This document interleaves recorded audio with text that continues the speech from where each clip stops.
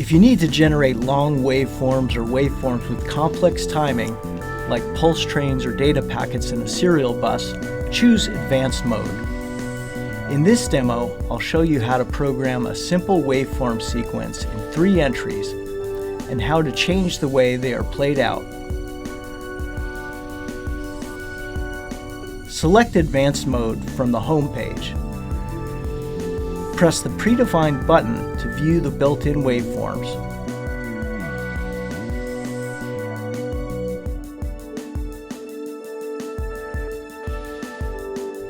Check the waveforms and click OK to add them to the waveform list.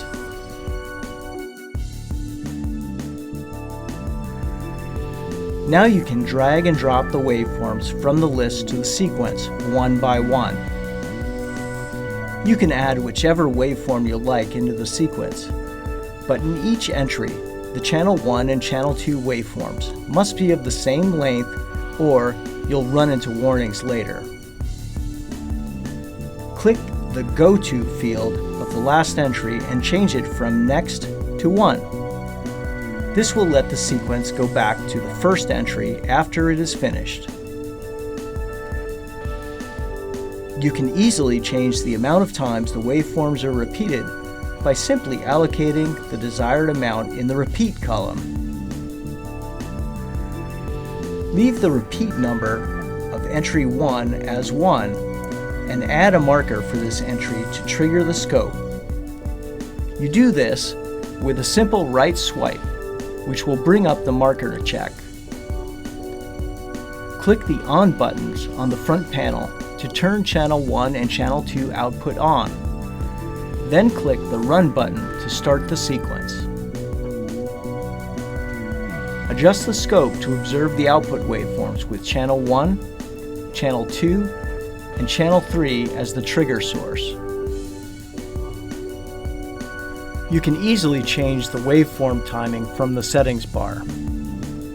Let's change the sample rate from 1 gigasample per second to 500 megasamples per second. This changes the output frequency to half of the original setting. And let's change the output amplitude of channel 1 to 50% of the original setting in the waveform. I'll click the Run button twice on the front panel for the changes to take effect. You can see the change on the scope in terms of the frequency and amplitude of channel 1 output. Use the Wait Event tab to see a menu of triggering event options. Let's select the front panel Manual Trigger option. I'll set the scope to capture a single shot, and I'll press the Manual button on the front panel of the generator.